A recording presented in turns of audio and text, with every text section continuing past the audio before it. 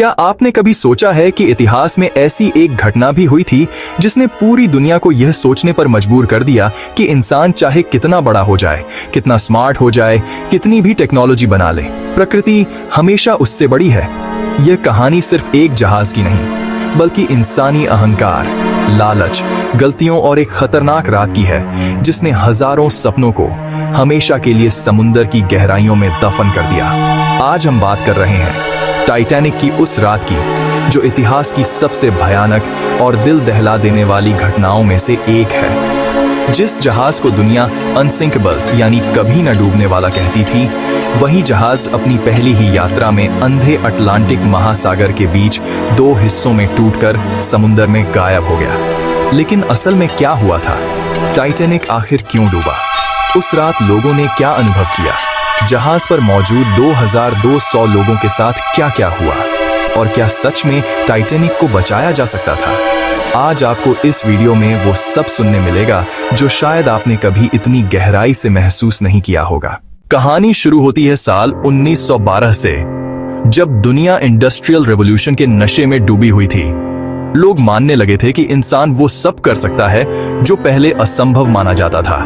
इसी सोच के साथ व्हाइट स्टार लाइन ने बनाया टाइटैनिक, दुनिया का सबसे बड़ा, सबसे शानदार और सबसे मॉडर्न जहाज। इस जहाज को इतना सुरक्षित कहा गया कि कई अखबारों ने लिखा, even God cannot sink this ship, यानी खुदा भी चाहे तो इसे नहीं डुबा सकता। और यही वाक्य आज टाइटैनिक के इतिहास का सबसे खतरनाक व्यंग्य बन चुका है।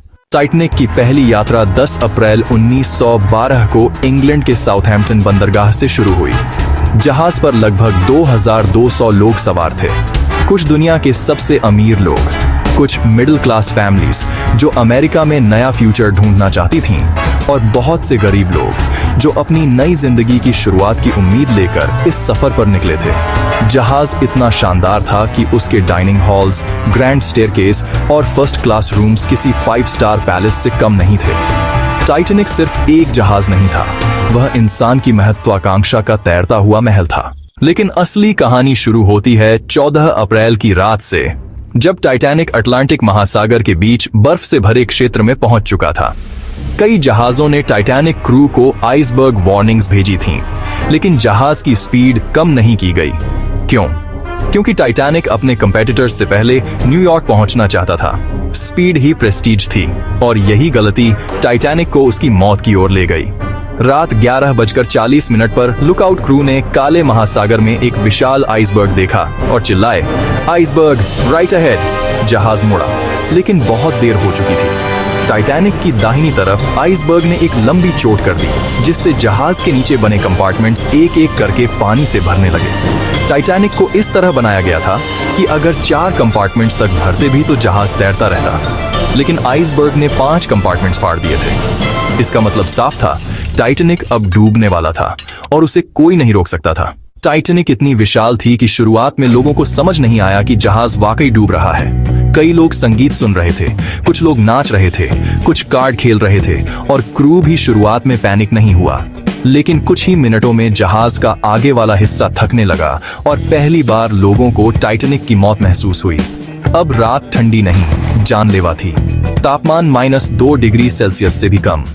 पानी इतना बर्फीला कि अगर कोई उसमें गिर जाए तो 15 मिनट भी जिंदा नहीं रह सकता था। जहाज में लाइफ बोट सिर्फ 1200 लोगों के लिए थे, वो भी इसलिए कि उस समय के नियम आउटडेटेड थे।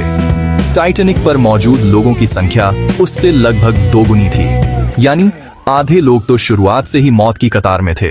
जब लोगों को समझ आया कि जहाज वाकई डूब रहा है, तो टाइटैनिक का माहौल नरक जैसा हो गया।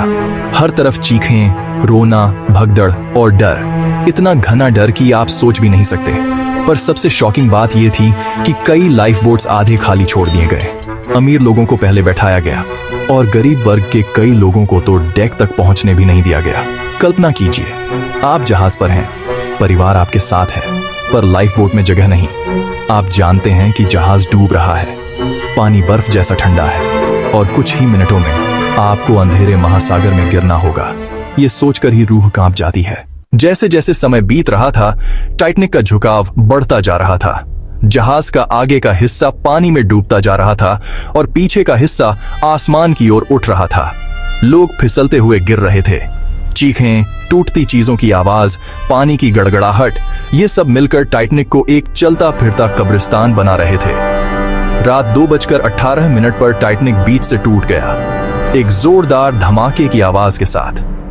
जहाज का आगे वाला हिस्सा महासागर में गायब हो गया और पीछे वाला हिस्सा कुछ सेकंड हवा में खड़ा रहा, फिर सीधा नीचे गिरने लगा। पानी में गिरते लोगों की चीखें इतनी दर्दनाक थीं कि उन्हें याद कर लोग आज भी कांप उठते हैं। 2200 लोगों में से 1500 लोग उसी बर्फीले पानी में मर गए, ज्यादातर ठंड से, कुछ डूबकर। टाइटैनिक के डूबने के बाद कारपेथिया नाम का जहाज सर्वाइवर्स को बचाने पहुंचा, लेकिन तब तक बहुत देर हो चुकी थी। उस रात इंसान ने एक ऐसा सबक सीखा जिसे आज भी मैरिटाइम रूल्स फॉलो करते हैं। Safety is always bigger than pride. कई थियोरीज कहती हैं कि अगर टाइटैनिक ने उस रात स्पीड कम कर दी होती, अगर बिनोक्यूलर्स लुकआउट क्रू के पास होते, अगर आइसबर्ग वार्निंग्स को सीरियस लिया जाता, अगर लाइफ बोट्स ज्यादा होते, तो टाइटैनिक शायद बच सकता था। लेकिन टाइटैनिक की ट्रेजेडी सिर्फ एक हादसा नहीं, एक वार्निंग है। इंसान कितना भी बड़ा क्यों ना हो जाए, नेचर उससे हमेशा बड़ी है। टाइटैनिक आज भी अटलांटिक की गहराइयों में 12,500 फीट नीचे लेटा हुआ है, जैसे एक साइलेंट रिमाइंडर कि प्राइड हमेशा डाउनफॉल की ओर ले जाता है। लोगों के कपड़े, जूते, तस्वीरें, लेटर्स, सब उस ठंडी अंधेरी गहराई में दबे पड़े हैं, जैसे समय खुद रुक गया हो। अगर इस वीडियो ने आपको टाइटैनिक की उस खतरनाक रात का दर्द और सच्चाई महसूस कराई हो, तो कमेंट में लिखिए टाइटैनिक नेवर फॉरगॉटन। और अगर आप चाहते हैं कि हम ऐसी ही इतिहास की सबसे खतरनाक, रहस्यमय और दिमाग हिला देने वाली घटनाओं पर वीडियो लाते रहें, तो चैनल को सब्सक्राइब करें, क्योंकि इतिहास सिर्फ लिखा नहीं जाता, महसूस भी किया जाता है, और हम आपको वही महसूस कराते हैं।